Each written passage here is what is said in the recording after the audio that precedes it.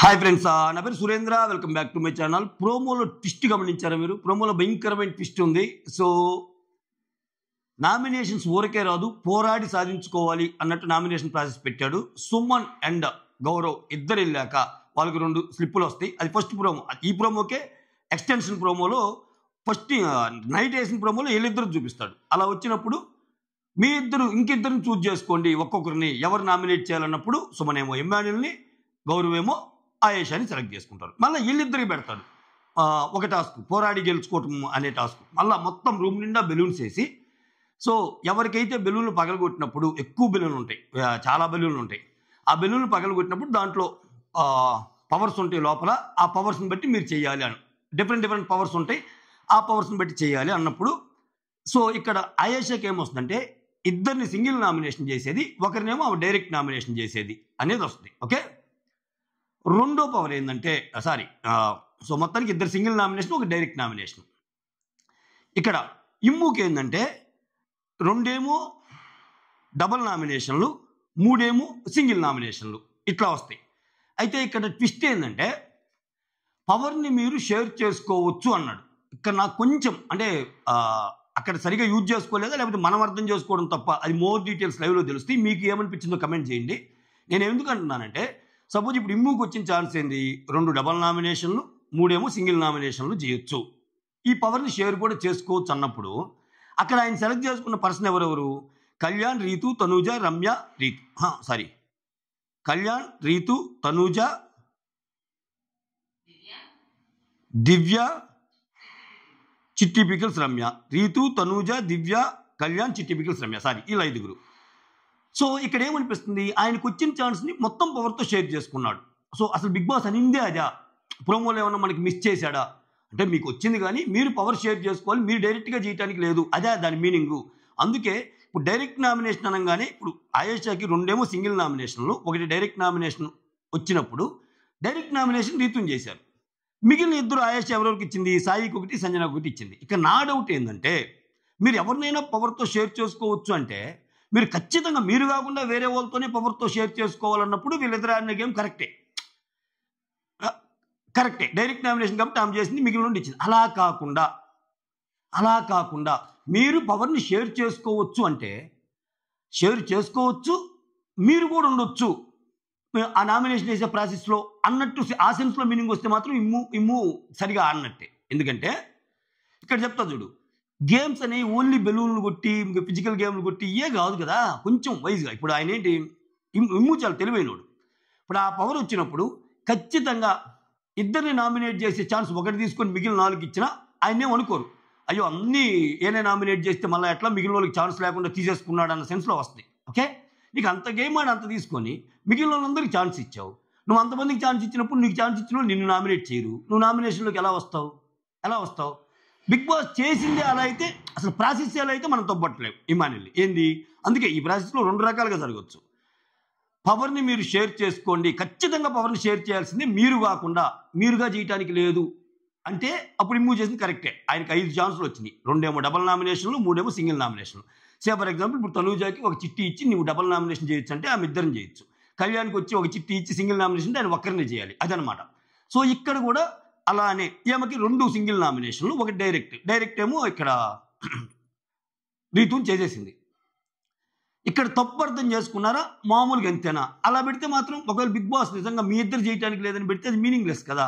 ఎందుకంటే వాళ్ళు అంత కష్టపడాడి అంత ఇది చేసినప్పుడు ఖచ్చితంగా మీరు వేరే వాళ్ళకే ఇవ్వాలి, మీరు చేయకుండా ఉండాలన్నప్పుడు అది గేమ్ బాగోదు కదా, వీళ్ళకి బాగుంది కదా. అట్లీస్ట్ ఇప్పుడు ఆయేషాకి 1 డైరెక్ట్ నామినేషన్ వచ్చింది కాబట్టి చేయగలిగింది అబ్బా.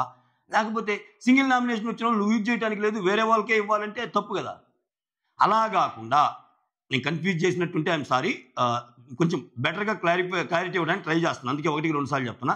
అలా కాకుండా పవర్ని షేర్ చేసుకోండి, అది మీ ఇష్టం అన్నప్పుడు బిగ్ బాస్ పవర్ని షేర్ చేసుకోవడం నాకు నచ్చిన వాళ్ళు షేర్ చేసుకుంటా.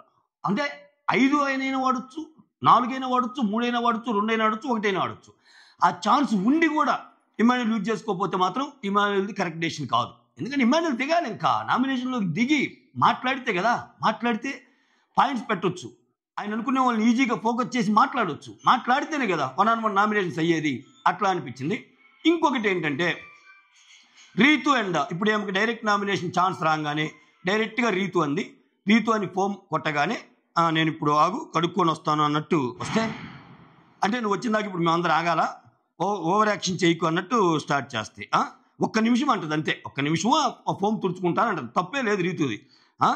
నువ్వు నీ ఓవర్ యాక్షన్, నువ్వు వచ్చిందంతా లవ్ కోసమేలే, నాకు తెలుసులే అని నేనేమన్నా చెప్పాను లవ్ కోసం వచ్చానంటే, అసలు మాట్లాడలేదు, యాటిట్యూడ్ తగ్గించుకో, నాకు అసలు ఏం వినాలని లేదు అంటుంది.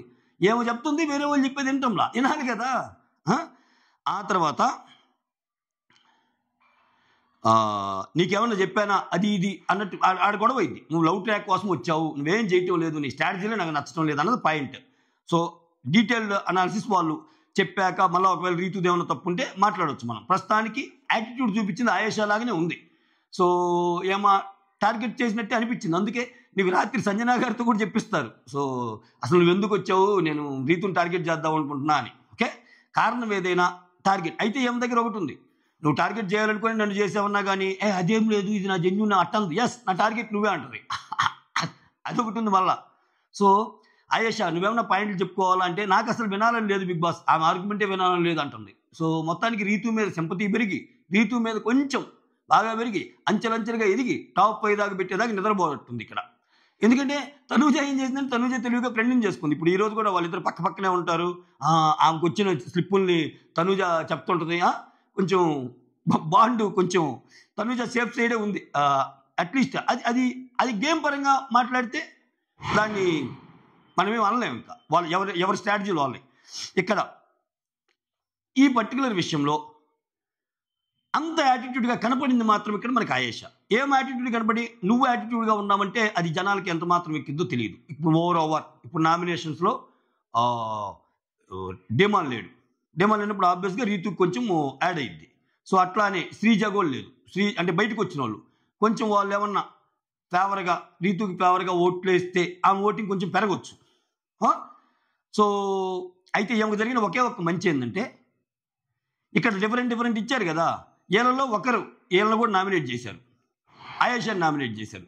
ఆయేషాని నామినేట్ చేసినప్పుడు గౌరవ్ ఏం చేశాడు, మళ్ళీ ఒకరికి ఛాన్స్ వచ్చినప్పుడు ఆయేషాని సేవ్ చేశాడు. ఇక్కడ చూడండి, గౌరవ్కి ఫస్ట్ 2 కెప్టెన్స్కి ఎవరికి ఇవ్వాలో ఛాన్స్ ఇచ్చారు.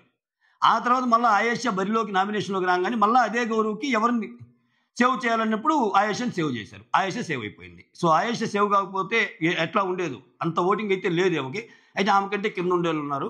మొత్తానికి ప్రోమోలో తప్పు అయితే ఆయేషా దానిలాగానే కనిపిస్తుంది.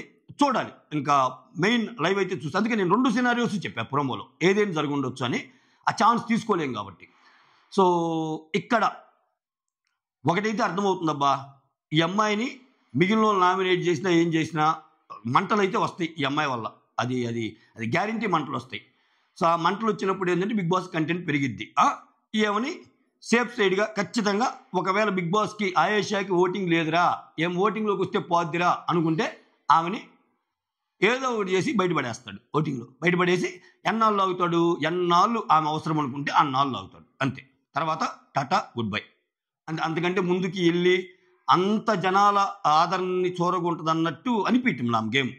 చూడాలి, ఇంకేదన్నా చేంజెస్ జరిగి ఆమె అందరూ కార్నర్ చేసి ఆమె ఒక్కటైపోయి ఆమె అసలు అదో టైప్లో ఒక ఎమోషనల్ ఇది వచ్చి ఆమెకంటూ సపరేట్ ఫుటేజ్ ఒకటి క్రియేట్ చేసి బిగ్ బాస్ ఇన్ని జరిగితే ఉంటుందేమో కానీ అయినా కానీ ఆమెకి ఓటింగ్ తక్కువ ఉంది. ప్లస్ ఆమె అంత జనాల్లో కూడా ఎక్కటంలా ఆమె గేమ్. అది that's all. Thank you so much. Signing off, me Surendra.